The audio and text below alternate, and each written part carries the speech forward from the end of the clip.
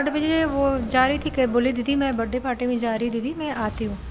और बहुत हैप्पी, बहुत खुश होकर गई थी। ऐसा कुछ नहीं, बाजू में हमारे डायरेक्टर रहते हैं, राइटर।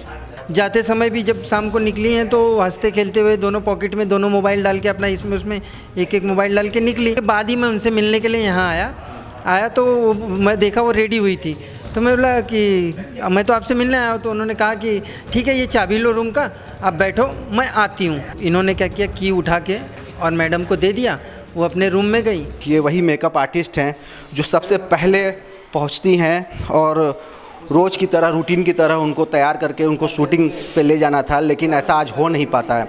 जी नाम बताइए अपना। मेरा नाम रेखा मौर्य है, मैं हेयर स्टाइल हूँ। और क्या हुआ था आज जब ये सारा कुछ हुआ, तो कैसे आप पहुंचती हैं, क्या देखा आपने? और कल रात को भी आप उनके साथ शाम को थी, तो कहीं वो गई थी, क्या पूरा सिलसिलेवार रहा जो आपने देखा सुना? शाम को 8 बजे वो जा रही थी, बोली दीदी मैं बर्थडे पार्टी में जा रही हूँ, दीदी मैं आती हूँ। और हमको और हमारी ये मेकअप आर्टिस्ट राहुल जी, उनको मैं चाबी थमा दिया कि आप लोग रूम में बैठो। मैं क्या रूम हमारा है तो मैं रूम क्यों लूँ, ठीक है आप जब आइएगा चाबी ले लीजिएगा हमसे। और बहुत हैप्पी, बहुत खुश होकर गई थी। ऐसा कुछ नहीं था कि उनका बर्थडे था या किसी का? किसी दोस्त का था उनके, मैं जानती नहीं हूँ। कहीं कहाँ गई थी, कुछ बताया आपने? किस एरिया में? नहीं, किसी एरिया में नहीं बताया था। बनारस में ही कहीं था, बट ये एरिया नहीं बताया था। और हम लोग पूछते भी नहीं आर्टिस्ट से कि आप किसके साथ जा रहे हो, कहाँ जा रहे हो, इतना नहीं पूछते।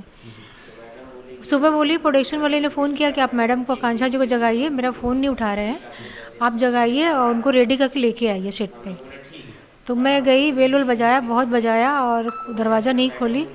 तब से हमारे जो मेकअप आर्टिस्ट रुके हुए थे वो दूसरे होटल में रुके हुए थे, वो लोग आए, वो लोग भी दरवाज़ा बहुत पीटा, बहुत बेल बजाया, नहीं खोले। बाजू में हमारे डायरेक्टर रहते हैं, राइटर रहते हैं, वो बोले कि नहीं उनके बाथरूम की आवाज़ आ रही हो, लग रहा नहा आ रही हूँ। हमने देखा, गई तो वॉशरूम में नल खुला हुआ था, आवाज़ आ रही थी उनके बाथरूम की तरफ से, सुनाई पड़ा।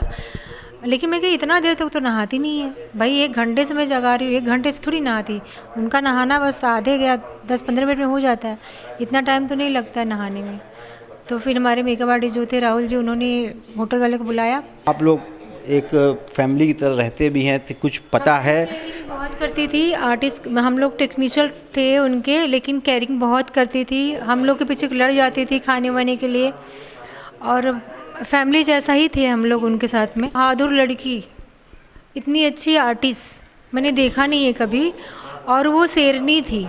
एक उभरता हुआ नाम था इनका। क्या लग रहा है इस पूरे मामले की जांच होनी चाहिए, जो सच्चाई सामने आनी चाहिए? सर ये जांच होनी चाहिए, कैसे क्या घटना हुई है, ये पुलिस वालों को जांच पड़ताल करनी चाहिए। क्योंकि यहाँ पे तो वो अकेली रहती थी, आती थी जाती थी, जहाँ भी शूट होता था वो अपने से आती थी, उनका कोई। कभी आपको बताया कि आखिर वो परेशान हैं या किसी से तंग, कोई उनको तंग करता है, ऐसी कोई बात जिससे वो डिस्टर्ब हो, ऐसी कोई बात, कभी कोई बात?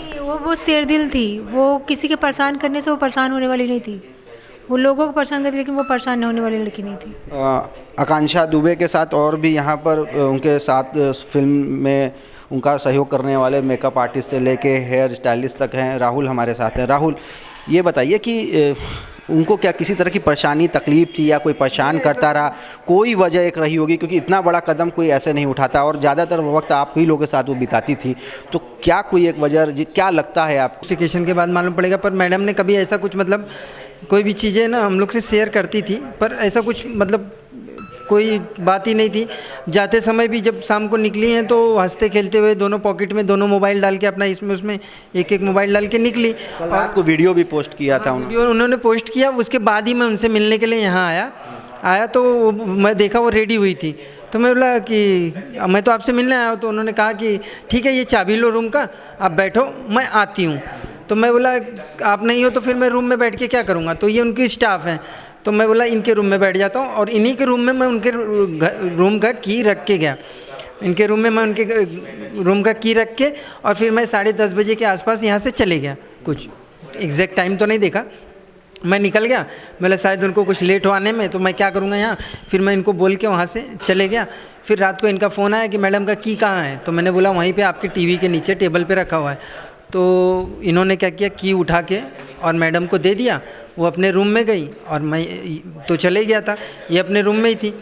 सुबह में प्रोडक्शन से फ़ोन आता है कि आप मैडम को रेडी करके और लेके आ जाओ सेट पे।